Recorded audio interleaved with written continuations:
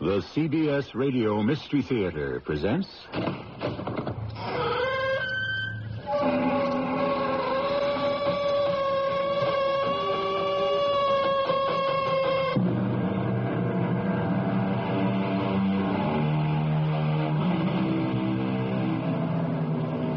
in. Welcome. I'm E.G. Marshall. Once again, we meet everyone's favorite sleuth, Sherlock Holmes. And today, we find him deeply involved in solving the riddle of the Musgrave Ritual, an ancient catechism handed down for centuries. A seemingly innocent passage into the rights of manhood. But its dark secret led to murder of the most horrible kind. When the bats fly low and the night's in the sky... Good Lord, Holmes, what is this, Satanism? I believe, Watson, it's part of one of the spells that were supposed to have been recited to bring Lucifer on the scene. Well, then this other ritual you gave me must also refer to the devil. What leads you to that conclusion? Well, look at the questions. Whose was it? His who is gone. And who shall have it?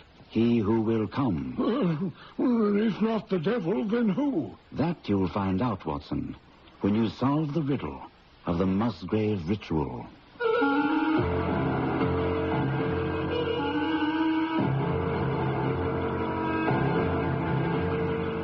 Our mystery drama, The Musgrave Ritual, was adapted from the Arthur Conan Doyle classic, especially for the Mystery Theater, by Murray Burnett, and stars Gordon Gould. I'll be back shortly with...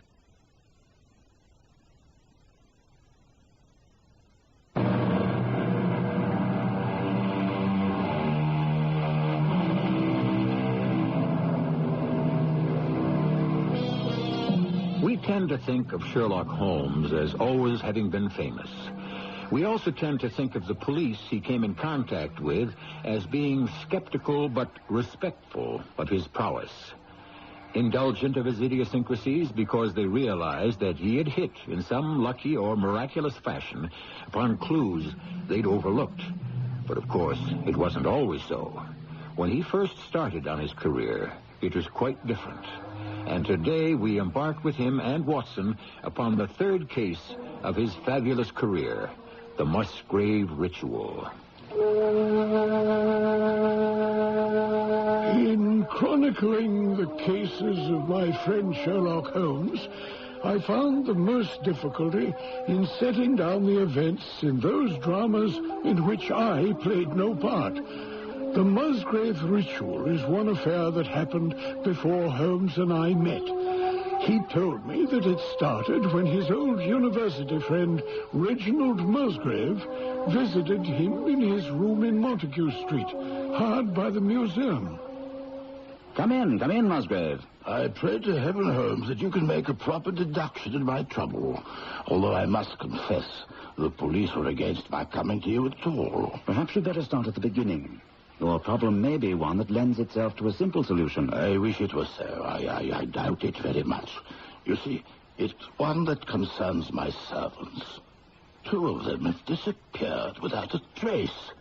And I'm afraid I may be somewhat to blame. Time enough to place the blame, and we've solved the problem. Who are the missing people?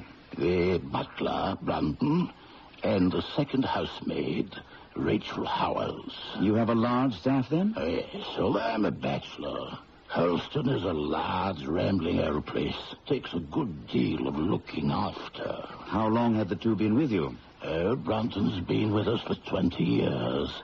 My father, who passed away some years ago, hired him. He was a school teacher with no job. He became invaluable. He's a great linguist and an accomplished musician. And extremely handsome. He sounds like a paragon among butlers. But he did have one fault. He was a bit of a Don Juan. A few months ago, I thought all our problems were solved because he became engaged to Rachel Howells. But the more I think of it, the more I believe that this is where all the trouble started. Rachel had come in to dust the study. I looked up from my newspaper. I'm sorry, sir, but I'm not disturbing you. No, not at all, Rachel. Tell me, have you and Brunton set the date yet? I'm sorry, sir, but very sorry. I shouldn't burden you with my troubles. My dear child, I don't understand. It's all off between me and Brunton. He's found someone else. What? When did this happen? Yesterday, sir. Mr. Brunton came to me and apologized and said he'd found someone else. Someone he'd fallen deeply in love with. It wouldn't be fair for us to go ahead with our plans. My dear girl, I really don't know what to say. Nothing to say, sir. I thank you for your kindness, and excuse me, I really don't feel very well. The girl had a breakdown. We sent for the doctor, and I must say I was shocked when I heard that Brunton's new love was the daughter of the head gamekeeper. I take it she's not missing. Oh, no. She's upset and baffled like the rest of us, but there's more to the story. A really shocking incident which happened regarding Brunton. Last Thursday night, I couldn't sleep, so I decided to continue with a novel I had been reading. However, it was in the billiard room. As I was passing the library, I saw light. My first thought was burglars. But after picking a weapon off the wall and stealing silently into the library, I was astonished to find Brunton fully dressed and unlocking one of the bureaus. So, Brunton, this is how you repay the trust my family has reposed in you. Sir, this is not what you think. No? I find you rifling a bureau drawer in the dead of night, looking through my family's papers, and you tell me it's not what I think. Nothing is missing, sir. I'm not a thief, Mr. Musgrave. Whatever you are, you're no longer in my employ. Please, let me explain. I think 20 years of service entitles me at least to that. Very well. But as you know, sir, when your father first hired me, I was a schoolteacher. I've never lost interest in scholarship. History holds a fascination for me. I'm consumed by it. The Musgraves are one of the oldest families in England and are an important part of our history. All I've been doing is looking through the old papers you have here. In the dead of night, secretly, and behind my back. There's a bad mistake on my part, sir, but I was afraid you might deny me permission. There's no excuse for what you've been doing. You leave tomorrow. Mr. Musgrave, please, sir. I'd ask you to consider the years I've spent with the family. Holmes, I turned a deaf ear to his pleas, and he walked off. The taper was still on the table, and by its light I could see the paper that Brunton had taken from the bureau. And to my surprise, it wasn't anything important. Simply a copy of the questions and answers in the singular old observance called the Musgrave Ritual. And that is? A ceremony peculiar to our family, which each Musgrave for centuries past has gone through on coming of age. At any rate, I relocked the bureau, and I had turned to go when I was surprised to see Brunton standing before me.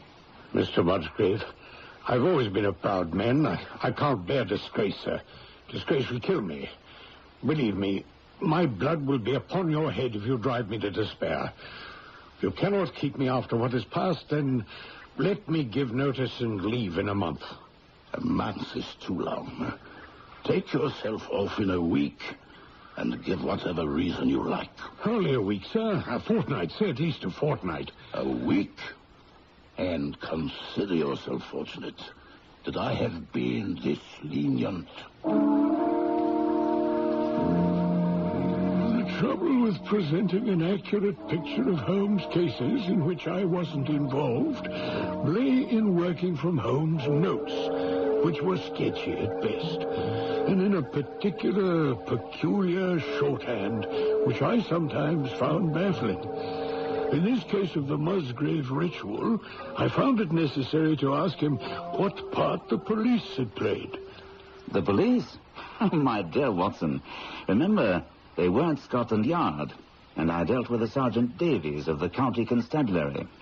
He was somewhat less than enthusiastic. Well, now, Mr. Sherlock Holmes, Mr. Musgrave thinks the world of you, and he's asked me to give you every assistance. And I appreciate that, Sergeant. Would you mind telling me if you've reached any conclusions? We most certainly have, Mr. Holmes. And I know that a simple professional solution doesn't please you amateurs. And your conclusions, Sergeant? Brandon was quite a slippery character. And once Mr. Musgrave caught him red-handed, so to speak, he knew the jig was up, and he took off. Now, we've got bulletins out all over England and the continent for him. He'll turn up. I see.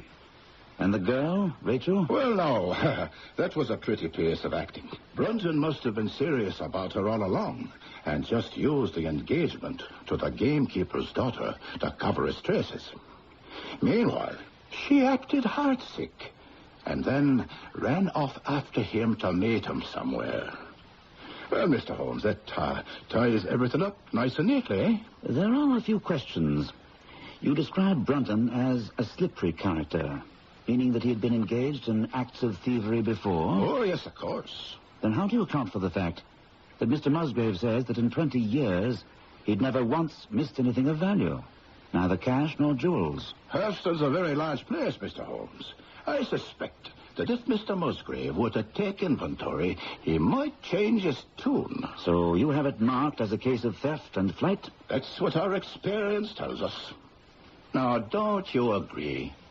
I think it may be a little more complicated than that. On the train up here, Mr. Musgrave told me you were very thorough in checking Rachel Howell's footprints. Oh, yes. We traced them right across the lawn to the edge of the pond, then on to the gravel, which leads out of the grounds. That was good work. Thank you, sir. And this leads you to believe that Rachel Howell left the grounds? Of course, sir. Don't you? Yes, Sergeant, I do. Only Musgrave also told me you had the pond dragged and fished up a linen bag containing a mass of old rusted and discolored metal and several pebbles. That's so. Now, at first we thought the poor girl might have done away with herself, and that... Surely she wouldn't have thought of killing herself if she were going to join her lover. That was before we hit upon our solution. You see, before we knew she went off. I see. But then, what about this linen bag? Oh, probably some junk that had been there for years. But then, wouldn't the linen have been eroded? As I understand it, the bag looked as if it had been only recently immersed. There's that, sir. I give you that. Thank you, Sergeant. Now, did you consider the possibility that the girl threw that bag into the pond before she left the property? Oh, why would she do a thing like that? Why, indeed, Sergeant. If we had the answer, we'd know a lot more about the case. But why else would she go out of her way to stop by the pond if she were leaving the property? I have been told you'd had some success at amateur detecting, but you amateurs are apt to carry things too far. Next thing you know, you'll be coming up with those old wives' tales about the old Musgraves dabbling in witchcraft. You're the first one to mention that, Sergeant. But it does hold some interest. For the amateurs, not the professionals.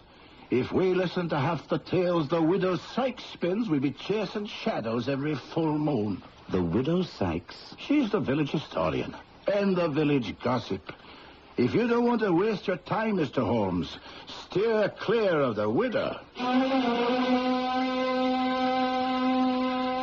Holmes, I'd like very much to know more about this thing called the Musgrave ritual. But surely the whole ritual is outlined in my notes. Oh, yes, I do have it here. Read it to me, please. I'd like to refresh my memory. It seems to be in question and answer form. That's so. Let me see if I can recall the answers if you will read the questions. Very well. First question, whose was it? His who is gone. That's right. Well, now, second question, who shall have it? He who will come. Where was the sun? Over the... Oh, let me recall. Over the oak. Where was the shadow? Under the elm. Remarkable memory, yours, Holmes. Thank you, Watson. Go on. How was it stepped off? Oh, your compliment came a question too soon, Watson. I've completely forgotten the numbers. Give them to me. North by 10 and by 10. East by 5 and by 5. South by 2 and by 2. West by 1 and by 1, and so under. It's just gibberish, Holmes. Go on. What shall we give for it? All that is ours. Why should we give it? For the sake of the trust. Well, that seems to be all. It's amazing how you recalled most of it. Now that you've heard the Musgrave ritual, what do you think? For the life of me, Holmes, I can't make head nor tails of that rigmarole. But you realize its importance, Watson. Perhaps it would help you if I told you that the spelling of the original catechism was definitely middle of the 17th century.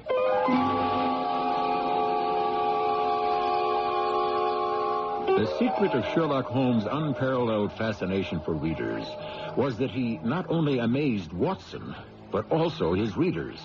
Once you embark upon an adventure with the famous sleuth, you eagerly join in the chase, whether it be to hunt down a criminal or solve a riddle, and in some cases, both.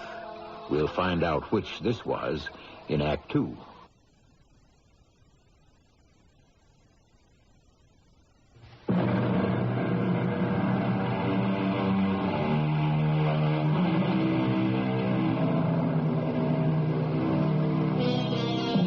A classic Gershwin tune goes, "A foggy day in London town.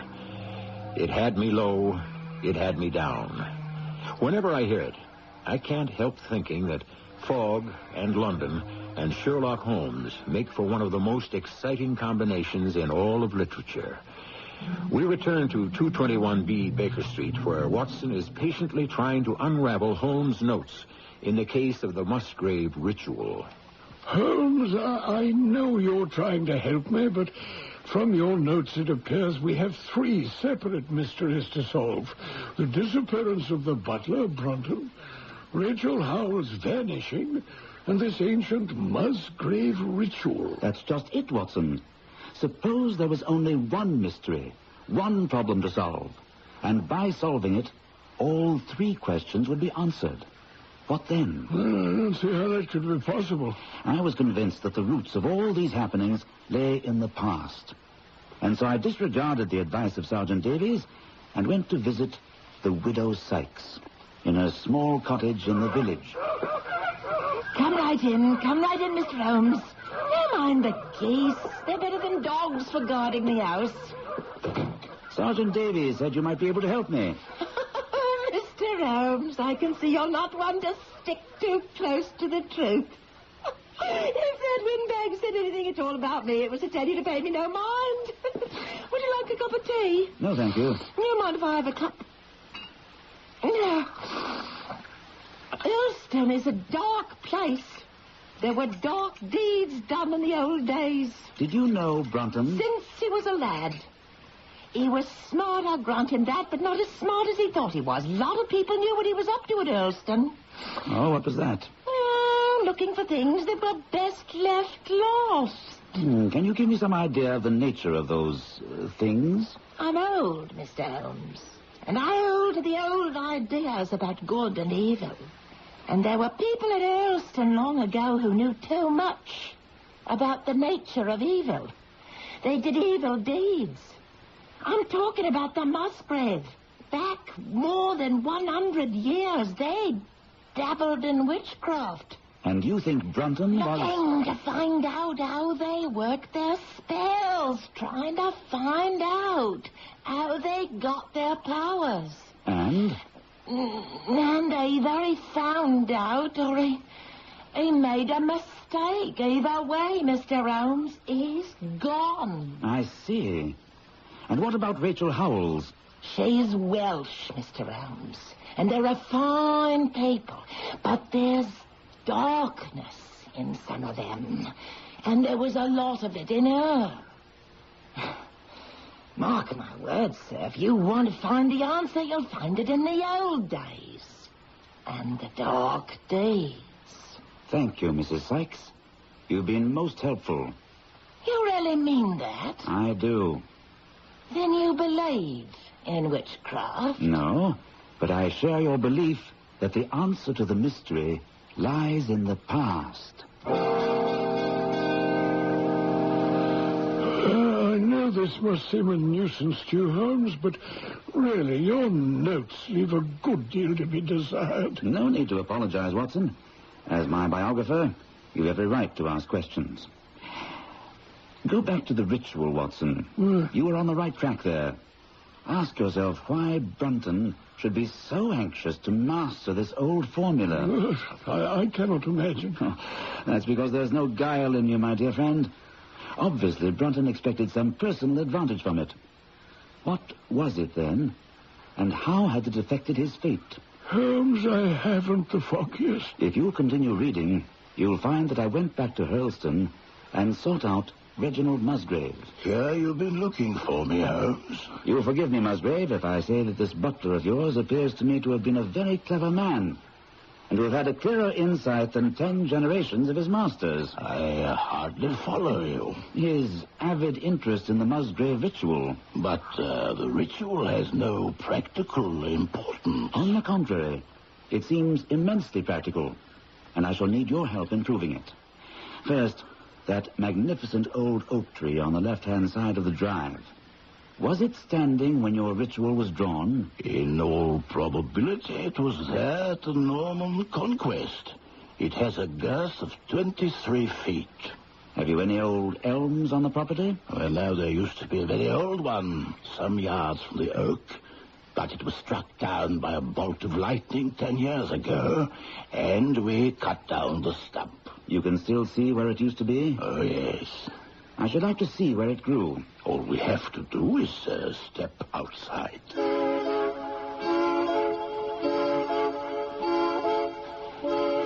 There you are, Holmes. You can see the scar in the lawn.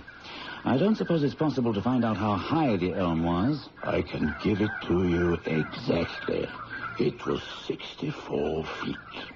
How did you come to know it? My old tutor gave me exercises in trigonometry. They invariably took the shape of measuring heights. When I was a lad, I worked out every tree and building on the estate. Tell me, did your butler Brunton ever ask you such a question?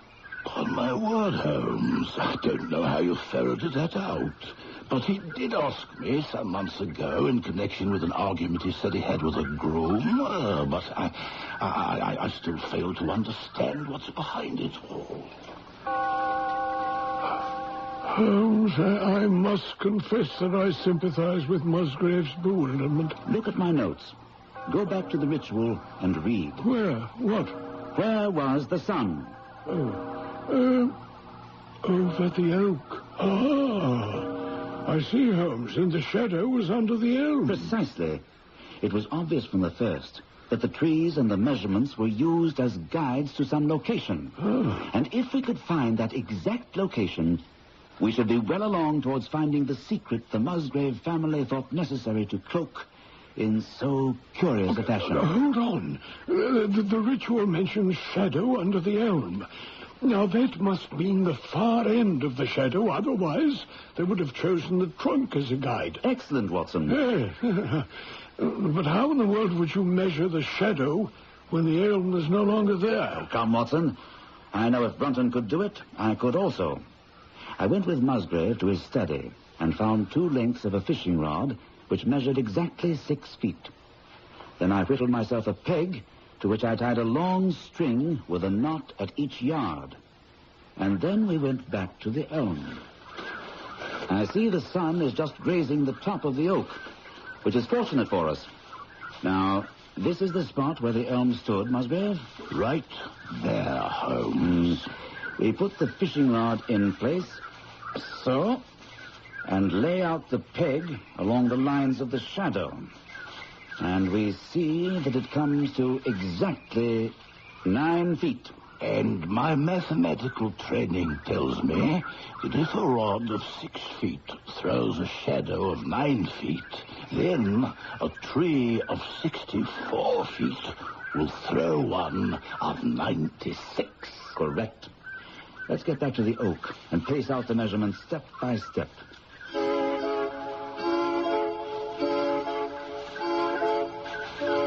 3, 4, 5. That's 5 to the east. I see now, Holmes. I believe we're really onto something. The next is 2 to the south. 1, 2. We're right at the very threshold of the door to the old house. West by 1. We have to go in. 1 by 1. 2 steps in, and here we are. Just a passageway. My deductions were correct, and yet there's obviously nothing here. We've left out the and under, remember? 1 by 1, and so under. There's a cellar under this thing? Yes, and as old as the house. Down here, through this door. Ah, there's a lantern down here. I will strike a match. People have been here, Musgrave. See, the wood has all been piled carefully along the walls, leaving a clear space in the middle here. That's Brunton's muffler. I swear to it. What's he been doing here? On the same quest as we, I'm afraid. There's a stone with a rusted iron ring in the center. Holmes, let's have it up. By all means, Musgrave. But I think we should first send for Sergeant Davies. Well,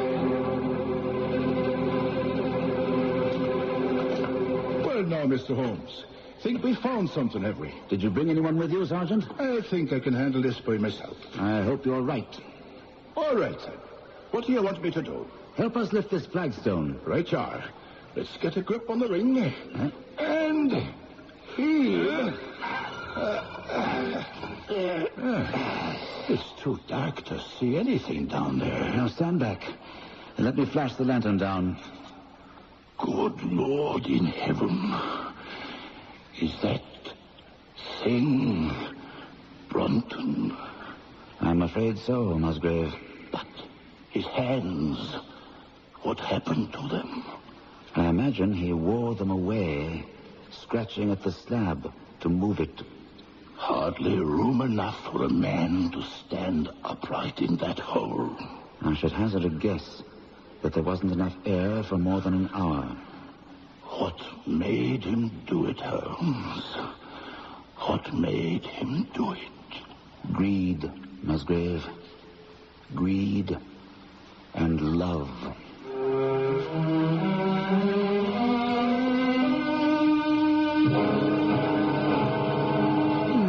Surely that wasn't all, Holmes. Far from it.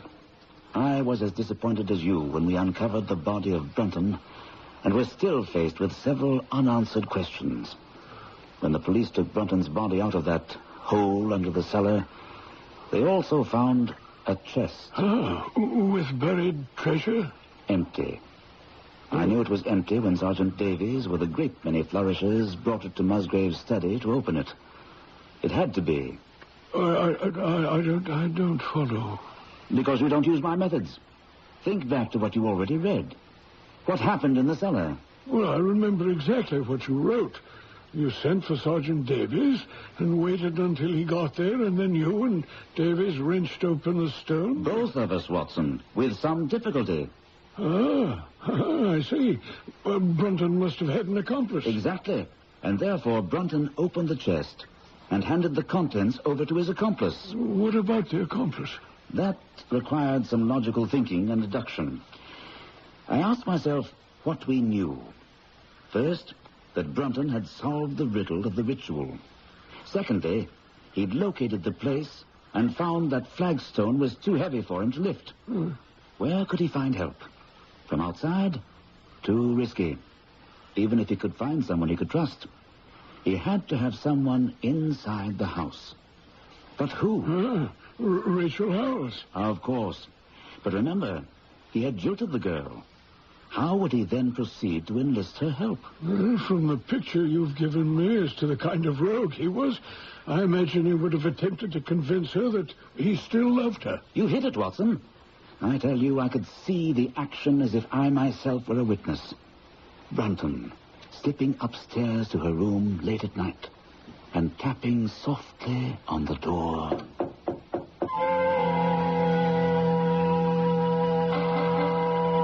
There are times in everyone's life when one feels like murdering his best friend. And Sir Arthur Conan Doyle tells us that this was one of the times that Watson could cheerfully have killed his friend Holmes, because Holmes broke off his narrative to fill a pipe. But he did continue, and so will we, right after these messages.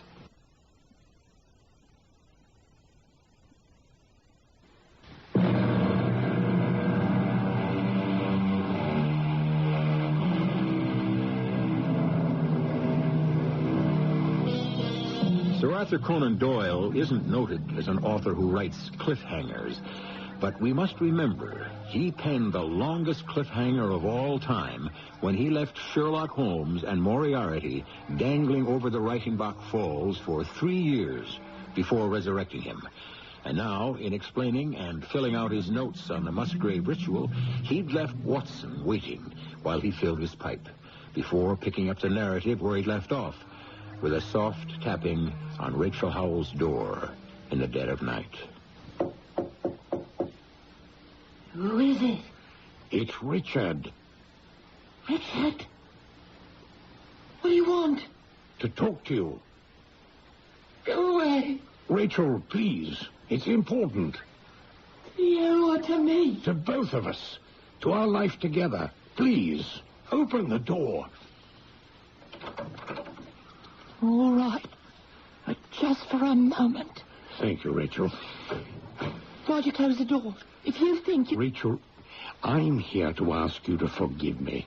I treated you shamefully. Oh, it took you until tonight to realize that? No, I knew it all along, but I'm a weak man, you know that. And she tempted me. This isn't a church. My room is no place to bare your soul. What do you want? Why are you here? I want you to promise to come away with me, to start a new life together as my wife. What?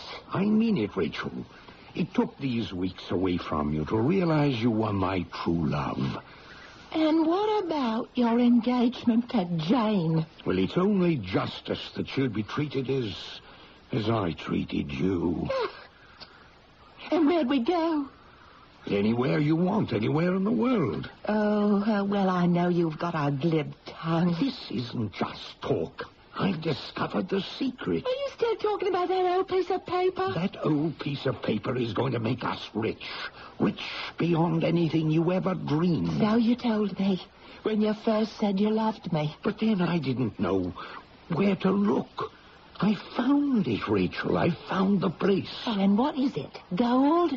Diamonds? What? I don't know yet. We'll find out together. I thought you said you'd found it. I found where it's buried. I need your help to get it up.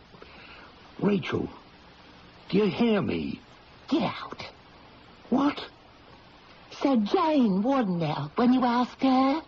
Of course you have every right to think that, but I swear to you it's not true.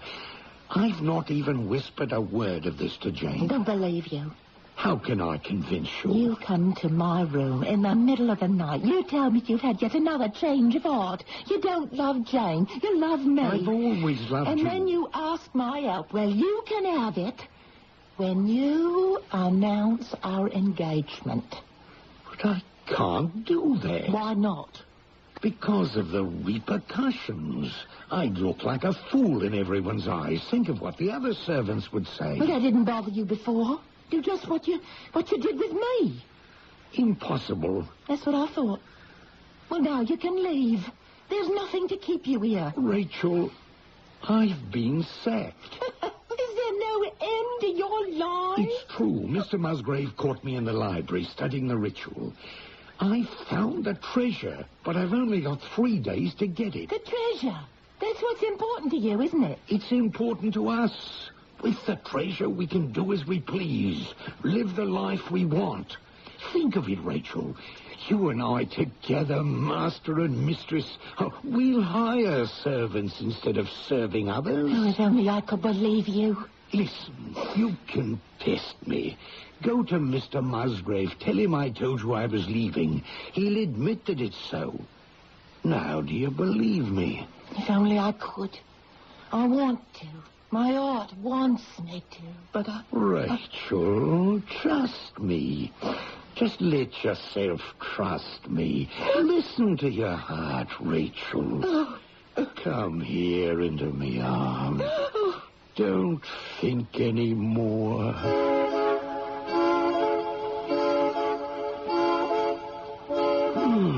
My word, Holmes, you made me actually see it. It's just as if you were there. The science of deduction, Watson. Now, we have Rachel enlisted firmly on Brunton's side. They don't have much time, so I suspect that the very next night, Brunton and Rachel crept down to the cellar, very cautiously and quietly, and... All right, here we are, Rachel. But there's nothing in this old cellar except logs and wood. That's what everyone thinks. But if we lift these pieces of wood from the center of the floor and put them over there, hey, what do we find? A stone with a ring in the center. Right, my girl. And now, please give me a hand with this. But there isn't enough room on the ring for me to get a grip. There. Is that better? Yeah. All right, now, when I say Eve, we'll both pull. All right. All right. Again. That's no good. See if we can squeeze your fingers closer together so I can get my whole hand underneath the ring. All right, but then I can't use all my strength. Well, let's try it. All right. All right, now. That's it. Keep pulling, Rachel. Got it. Hang on. I can't for long. It's too heavy. Kick that piece of wood over to me. Right, quiet now. Hang on. Just let's get this wood under. It's done. All right, you can let go. 1 minute more. I'd have let it drop. All right. I'll climb down. You flash the lantern so I can see. Oh, I hope this isn't a wild goose chase. Never fear. It's all in the ritual. There. The light. The chest. See the chest? Yes, I see it. It's locked. But the wood is rotted. There, I have it. Here. Hold it for me. I'll pass it up to you. What is it? I don't know. I didn't look. I'm glad I was right about you, Rachel, my darling. I knew I needed a big, beautiful girl like you. A slight wisp of a thing like Jane would never have been able to... Watch out! The wood wedge, it's slipping! Rachel, push it back under the edge! Rachel, help me, please!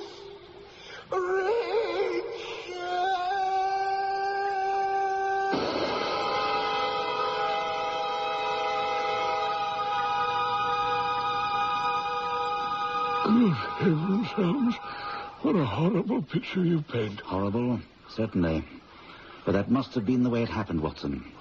That explains her behavior with Musgrave when he questioned her the next day about Brunton's whereabouts. You recall she became hysterical and was almost incoherent. No wonder. That's a picture I can never quite get out of my mind. I still sometimes see that woman's figure dashing out of the cellar and up the stairs, clutching the treasure. Was it chance that the wood wedge slipped? Or some smoldering fires of vengeance awoke in Rachel when he said what he did about her rival Jane. Or perhaps he didn't have to say anything. Perhaps she saw she had him in her power and kicked the wood support away herself. What do you think, Watson? I really don't know. But does it matter? Unanswered questions nag at me. Holmes, aside from the fact that I know what happened to Brunton and why, I'm still at a loss about the treasure. Come, Watson. You know exactly what happened to it. Look at the facts. Well, I assume from your notes and what you've told me that Rachel discovered it was worthless and threw it in the pond before she ran away. That's half right. Half? But didn't you tell me that all that was found when they dragged the pond was a linen bag with some old worthless metal in it? Rachel did indeed throw the bag in the pond, but the contents were far from worthless. Oh, dear. I'll never get this straight. You will if you hang on to your original hunch. The answer lay in the ritual and the coins that were found in the chest. Are you playing quite fair with me, Holmes? That's a shrewd question, Watson. I should have added that part of the answer lies in the history of the Musgrave family. They were staunch cavaliers opposed to the Roundheads. That doesn't help much. What was the first question in the ritual? Whose was it? And the answer was, his who is gone. That can only refer to one person, Charles I.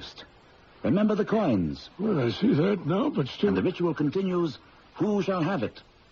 Watson, you can give me the answer. Yes, he who will come. But that could be anybody. No, Watson. It could be only one person.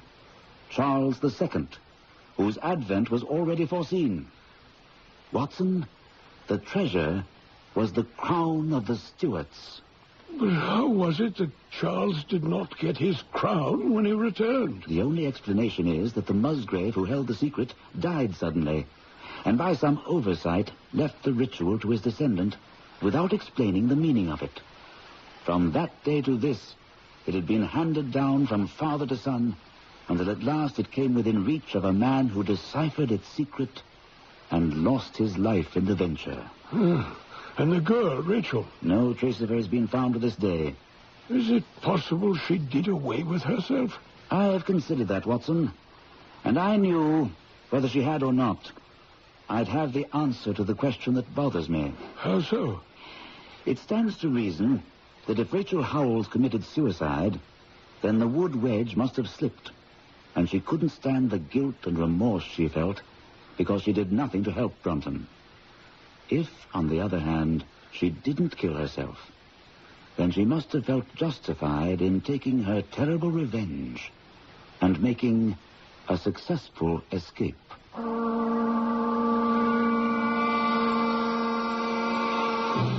To my knowledge, this is the only story Sir Arthur Conan Doyle wrote that ended with any sort of conundrum. And this one, about whether Rachel Howells deliberately entombed her former lover or was unable to prevent a horrible tragedy, can surely take its place alongside the justly famous The Lady or the Tiger. I'll be back shortly.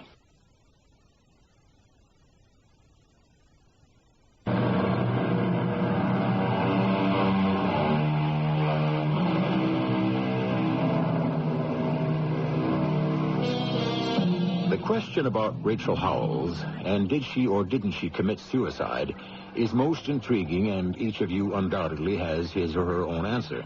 I lean to the theory that it was deliberate, because Conan Doyle and Holmes make much of her dark, Celtic, passionate background, and I'm a firm believer in the old adage, hell hath no fury like a woman scorned. Our cast included Gordon Gould, Court Benson, Marion Seldes, and Bernard Grant. The entire production was under the direction of Hyman Brown.